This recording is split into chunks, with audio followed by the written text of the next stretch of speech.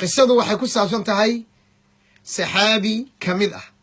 saxaabada nabiga sala allahu calayh wasalam qiso dhex martay asaga iyo nabiga sala allahu calayh wasalam iyo reer uu gabarh ka doontay ii ogolaada marka hore inaan saxaabiga magaciisa idiin sheego julaybiib waxaan filayaa dadka dalabatulcilmiga ah inta badan way yaqaanaan julaybiib ilaahay baa xikmaddiisu subxaanahu wa tacaala qofo sibuu u abuuraa abuurka ilaahay oo dhanna waa qurux laqad khalaqna alinsaana fii axsani taqwiim laakiin saxaabigani ilaahay wuxuu u abuuray subxaanahu wa tacaala qaab ay bini aadamku ay dhahaan waa laga qurux badan yahay hebel maalin maalmaha ka mid ah wuxuu nabiga arkay asagoo murugaysan nabiga ayuu u yimid ama nabiga u yimid sala allahu alay wasalam asagoo murugaysan buuna arkay wuxuu rasuulka ilaahayow waxaan qiray shahaadati an laa ilaaha ila allah waxaan kaloon qiray wa annaka rasuulullah adiga rasuul ilaah inaad tahay baan qiray aniga qaabka ilaahay ii sameeyey foolxumo yacni qaabka aniga ilaahay ii sameeyey saasoo isagu isku lehay ee aan qurux badnayn qaabka aniga ilaahay ii sameeyey ma ii diidaysaa inaan jannada galo su-aal cajaa'ib badan nabigu wuxuu yidhi maya sala allahu calayh wasalam saxaabigii wuxuu yidhi haddaba maxay dadku iigu diidaan gabdhahooda haddaba inaan guursado axad ii guurinaya lama arko qof kastoon albaabka ku garaaco rasuulka ilaahayow gabadhiisu waa ii diidayaa halkaa markay arrintu marayso nabigeenna sala allahu calayhi waaalih wasalam wuxuu yidhi orodoo u tag qoyskaas reer hebel la yidhahda hebel iyo hebel isqaba u tago waxaad ku dhahdaa gabadhiinaan idinka doonayaa gabadhiinna ayaan idinka rabaa ku dheh nabigaana isoo diray sala allahu calayhi waaalih wasalam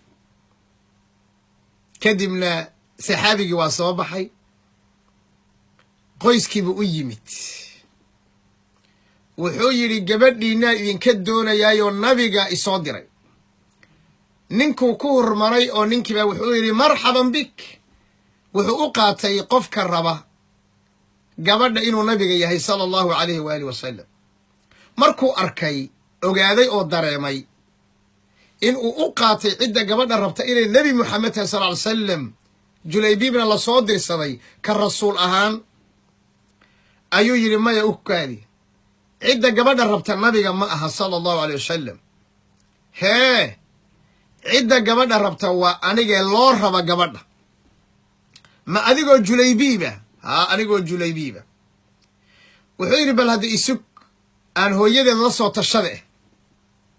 kadibna hooyadeed buu u tegay qiso cajiiba waaye waaqiceenna soomaali ahaana qayb badan ka waafaqsan wuxuu u tegey xaaskiibuu u tegey odaygiibaa u tegaya wuxuu ku yidhi nabigaa naga soo doontay sala allahu alay wasalam gabadheenni gabadhi intaa way maqlaysaa sheekada gurigay ku jirtaa waxay tidhi marxaban bihi ma nabigeenna gabadheenna raba waan soo dhowaynaynaa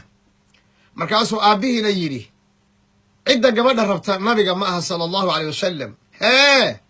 waa julaybiib kadibna riwaayooyin kale ma cid kaluu waayey iyo kadaa iyo calaa kulli xaal arrintaasi way ka gows qabsadeen labadaas markii arrimaha la isdhaafsaday gabadhi waa maqlaysay gabadhii way maqlaysay gabadhi baa qolkii ay ku jirtay bay ka soo booday markaase waxay tidhi maxaa jiro oo say wax u jiraan waxaa la yidhi sidaa iyo saasay wax u dhaceen waxay tidhi ma nabi moxamed qofkuu ii dooray miyaad idinku hor istaagaysaan waxay dareemaysaa nebi moxamed qofku u dooray inuu yahay qof khayr badan ayay dareemaysaa markaasaa waxay akhriday wamaa kaana limu'minin walaa mu'minatin idaa qada allahu warasuuluhu amran an yakuuna lahum alkhiyara culamada qaar baaba yidhi saasay ku soo degtay laakiin aayaddu gabadhu saasay akhriday جليبيب على كل حال قبضي ولا سي مرة قبضي نوع أي تري قبضي ولا سي نبي هو كفر حي صلى الله عليه وسلم جليبيبنا وأدعي محايا لي كان فقيرا وذميما نلقنا قروح بدايا هذا أن وحبه سنين وعد قبضي سأقوري ليس أين جرين بوها القصة إلى دقيس أيها الأحبة أحبكم في الله ما أنت قبلها وحان اسكو قديدنا وفولحياي وحان اسكو قديدنا حولا ما هيستو وحان اسكو قديدنا ورير هبل بأقودران رير هبل